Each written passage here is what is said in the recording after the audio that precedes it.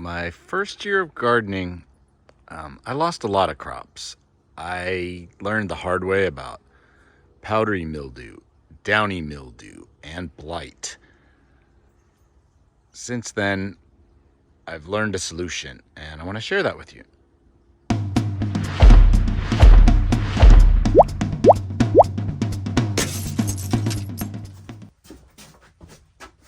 Welcome to my shed.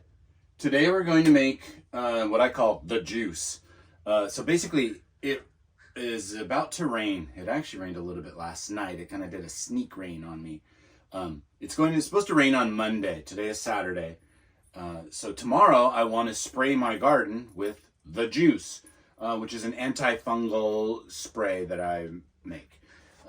It's really simple, really cheap, really easy. We're going to load up this sprayer. I've already got a gallon of filtered water in there. You want this to be as soft as possible. This right here in this jar is what's called JADAM sulfur. It's a sulfur solution that I made. You can make it too. It's really, really cheap, really easy to make.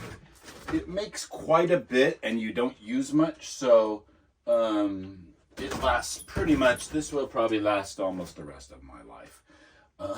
But I'll do a video on making some here because I've got more sulfur and you need to know how to make it. I've also got a really awesome thing. It's called JADAM wetting agent, another homemade wetting agent. You can use a soap, like definitely a soap that is not doesn't have a lot of chemicals in it. You want something that biodegrades really well. This biodegrades in about 8 days. It's effective. It's just a super simple liquid soap, basically. And then you can just use these.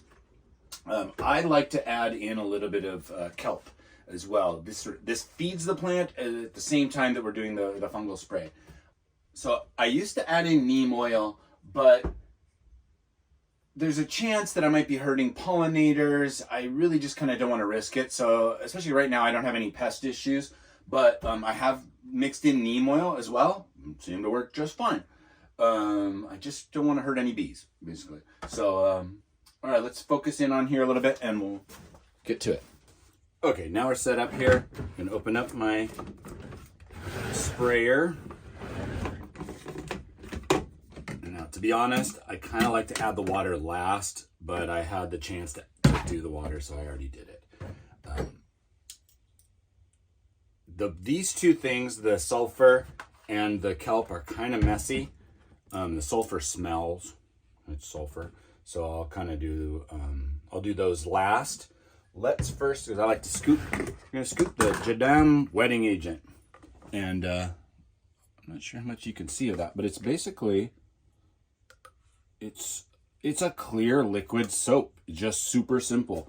I'm going to do about 3 tablespoons of that in a gallon. And 2 or 3 tablespoons. You can use, here's another soap you could use. I've also used this in the past. This is just a kind of a free and clear, no fragrances, no dyes, really biodegradable soap. That would be a good alternative. Let me get my last scoop in here. Okay. And we've got the wetting agent in there, right? And that helps everything stick to the leaves. Without that, it's just going to run right off. You don't want it that. Okay, then let's get I'm going to shake up the kelp spray. Now, I do this just on its own too, by the way. I love kelp spray. Plants seem to love it as well. I'm going to do 2 tablespoons of that.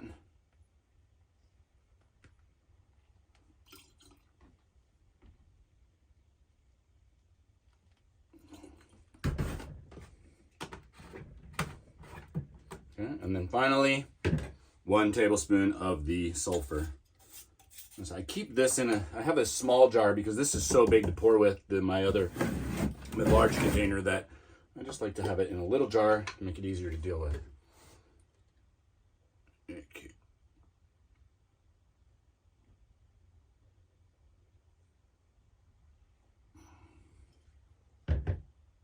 Okay, and I'm doing a kind of a shy tablespoon. You can do up to a tablespoon. Just don't want to hurt any plants or make it too much sulfur. So that's about it for the ingredients. Should seal that sulfur up. I just put the top back on, and I'm going to just leave this sit. I'll swish it around a little bit. I'm just going to leave this sit until tomorrow morning when I'm going to spray it. You want to spray in the morning to give it some time to stick, ideally. I'll also do it in the evening. If I think it's going to rain that night, kind of do it. But ideally, we want to spray it on, have it sit as long as possible, and then dry before it rains, right? But this is curative and preventative, which right now I'm sort of doing both, actually. I'm curing anything that might be actually growing there right now, which I don't see any, so I don't think that's a problem. And I'll be preventing fungus that could grow over the next few days because we're going to have a bit of rain. So wait till the morning and we'll spray the plants. It's actually been raining, just barely raining all day. Very humid, perfect for fungal growth. We're going to spray this evening instead of tomorrow morning. It just feels like the right time to do it.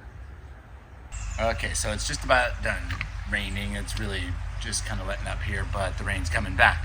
So let's get the spray on while it has a good chance of sticking on there, drying on there before the next rains come. Okay, so let's see how this works here. We're at the first plant. This is like my really nice cucumbers that I love. And I'm making sure first, spray it away. Just got a really nice fine mist, about as fine as it'll go. And I'm just going to spray everything, top to bottom. I want to get every single, ideally every square centimeter of this plant. Straight. Now, one, I guess, warning, caveat with all this, doesn't smell good. Smells like rotten eggs a bit, but it goes away pretty quick. It doesn't linger. So I'm getting up underneath, making sure you get under. Whoop. Get it into the ends.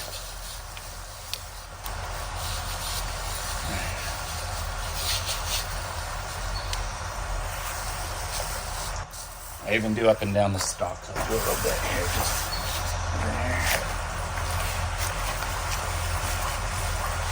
there. And I'm noticing some leaves that need to go. We'll wait till I just do that tomorrow. Just take some of these leaves off. That would have actually been a really good first step, is to take any foliage off that looks like it's dying or diseased already. It's not going to get any better from the rain.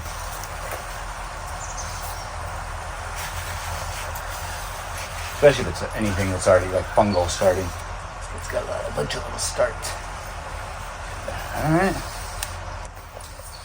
That's fed and protected.